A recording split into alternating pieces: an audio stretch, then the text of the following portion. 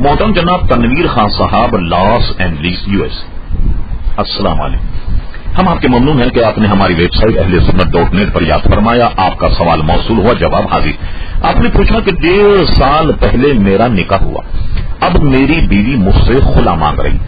خلا کی وجہ جو وہ بیان کرتی ہے بالکل بے بنیاد اور غلط، اس سے متعلق حکم شرع کیا ہے؟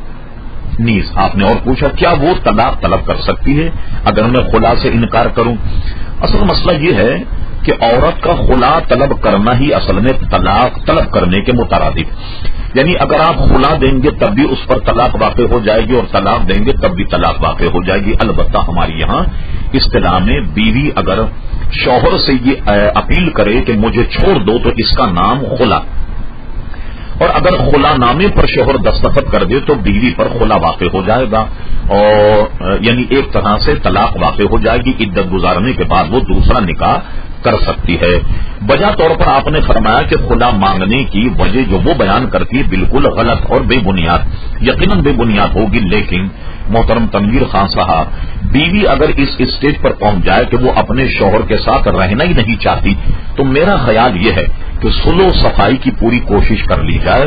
اگر اس میں سخت ناکامی ہو تو ایسی بیوی جو اپنے شوہر کے ساتھ نہیں رہنا چاہتی وہ طلاق مانگے تو طلاق دے دی جائے، خلا مانگے تو خلا دے دیا جائے۔ کہیں ایسا نہ ہو کہ وہ کوئی دوسرا غلط قدم اٹھائے تو جس میں آپ کی تذلیل اور بدنامی کا پہلو بھی ہے۔ تو اور دوسری چیز یہ ہے کہ کورٹ اور عدالت یا اسلامی شریعت کا کوئی قاضی بھی اگر اور کوئی بیوی کسی شوہر کے ساتھ نہیں رہنا چاہتی تو اسلام میں بھی اس بات کی اجازت ہے کہ شوہر کو چاہیے کہ وہ اپنی بیوی کو خلا دے۔